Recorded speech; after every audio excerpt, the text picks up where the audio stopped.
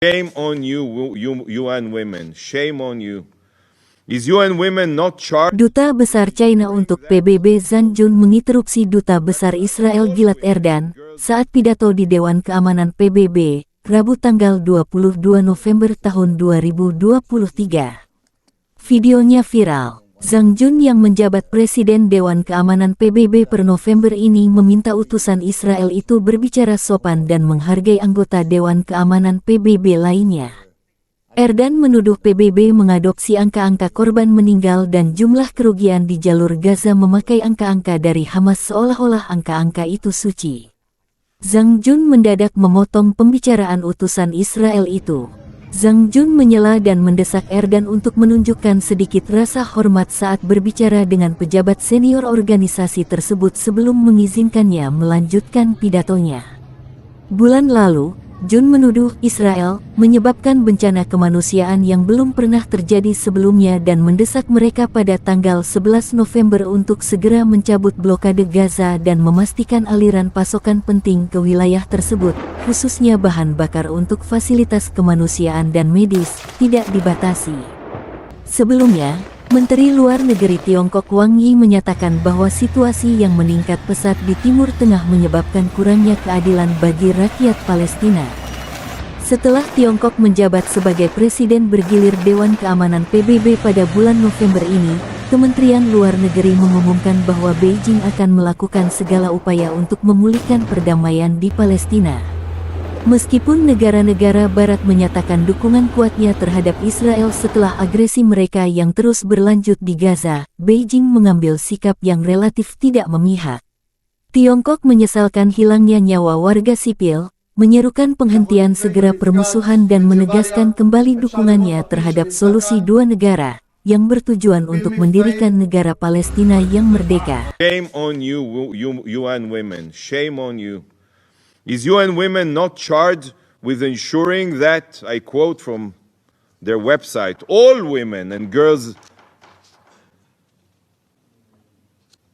尊敬的以色列代表，我想提醒你，你可以在发言中完全表达你的不同意见，但请对会议所邀请的同胞人保持起码的尊重，这是安理会的一贯的惯例，也是大家都应该遵守的规则。我提醒你注意，我请你继续发言。Thank you, President. Sesaat sebelum gencatan senjata dimulai, pasukan Israel juga menghancurkan terowongan Hamas yang ditemukan di bawah rumah sakit Al-Shifa di kota Gaza, serta menyelesaikan penempatannya di jalur gencatan senjata. Dalam sebuah pernyataan dikatakan bahwa Divisi 36 dan tentara dari unit teknik tempur elit Yahalom menghancurkan terowongan di bawah Al-Shifa, serta pintu masuk lainnya di daerah tersebut. Pasukan Israel atau IDF mengatakan bahwa selama hari terakhir hingga gencatan senjata pukul 7 pagi tadi, mereka terus menyerang sasaran Hamas di jalur Gaza dan mencari infrastruktur kelompok teror dan bentrok dengan agen. Dalam 1 jam terakhir, IDF mengatakan mereka telah menyelesaikan pengerahan operasional di garis gencatan senjata. Bahkan sebuah video yang diterbitkan oleh IDF menunjukkan terowongan Al-Shifa dihancurkan serta beberapa serangan baru-baru ini di jalur Gaza. Mereka juga mengaku telah menangkap direktur rumah sakit dari rumah Al-Shifa dan dipindahkan untuk diinterogasi oleh ISA. Memang di hari sebelumnya, 23 November, Direktur Rumah Sakit Al-Shifa dilaporkan telah ditangkap oleh Israel bersama beberapa dokter senior Al-Shifa lainnya. Sementara itu, Israel kembali menuding bahwa Hamas tak hanya mengeksploitasi listrik dan sumber daya rumah sakit untuk membangun jaringan dan memelihara jaringan terowongan teroris yang luas di bawah rumah sakit tersebut. Tetapi juga pasukan militannya mencari perlindungan di sana segera setelah melakukan pembantaian pada tanggal 7 Oktober dan membawa sandera Israel bersama.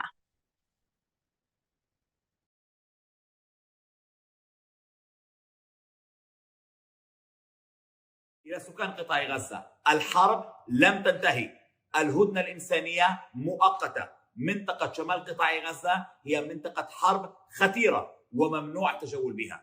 من أجل سلامتكم عليكم أن تبقوا بالمنطقة الإنسانية الموجودة في جنوب قطاع غزة وعدم التوجه إلى شمال القطاع. يمكنكم التوجه فقط من شمال القطاع إلى جنوبه عبر طريق صلاح الدين.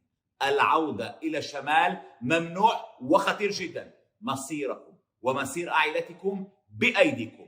اختاروا القرار الصح، ابقوا في منطقة جنوب قطاع غزة أو انتقلوا من الشمال إلى جنوب القطاع، وقد أعذر من أنظر. Pasukan pertahanan Israel mengatakan pada Kamis malam bahwa mereka telah membunuh Komandan Angkatan Laut Hamas di Khan Younis dalam serangan udara di jalur Gaza beberapa jam sebelum dimulainya gencatan senjata. Sementara itu, petinggi dari militer atau Kementerian Israel mengatakan bahwa setelah gencatan senjata ini berakhir, maka perang kemudian akan dilanjutkan atau kemungkinan akan dilanjutkan dalam 2 bulan ke depan.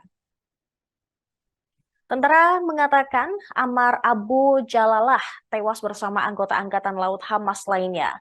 Dikatakan Jalalah adalah seorang agen senior di Angkatan Laut Hamas dan terlibat dalam mengarahkan beberapa serangan teror melalui laut yang berhasil digagalkan.